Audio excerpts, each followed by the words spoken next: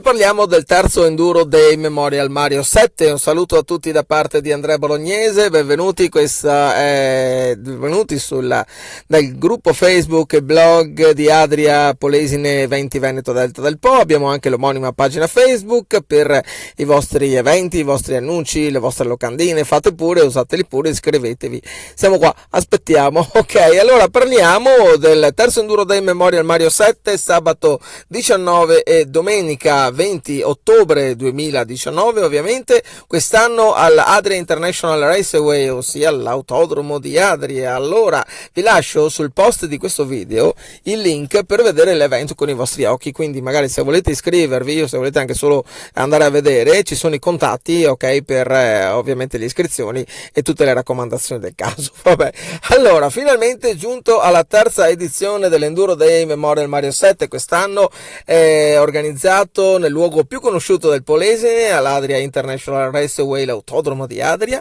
Saranno due tracciati differenti, uno per i baby rider e il più grande di circa 4 km per gli adulti, sia sabato che domenica, ok? Non è necessario alcun tipo di tessera, ma è obbligatorio mostrare il certificato medico di buona salute che ci si può far fare dal proprio medico di base. L'area paddock verrà allestita all'interno dell'autodromo, dove vi sarà anche il locale in cui pranzare. Gli orari sono dalle 8 alle 9:30 iscrizioni sia sabato che domenica, e poi via dalle 9:30 fino alle 17:30 via che si corre. Vi lascio, come già detto, sul post di questo video il link per andare a vedere con i vostri occhi l'evento, la locandina e tutto quanto.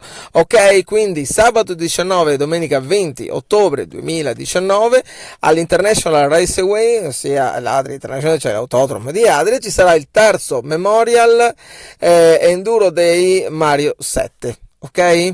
Vabbè, grazie a tutti per l'ascolto, un saluto da parte di Andrea Bolognese. Vi ricordo sempre il nostro gruppo Facebook, il blog di Adria Polesine 20 Veneto Delta del Po e la pagina Facebook blog di Adria del Polesine, ovviamente per i vostri eventi, locandine eccetera eccetera. Grazie per l'ascolto, ciao ciao, alla prossima.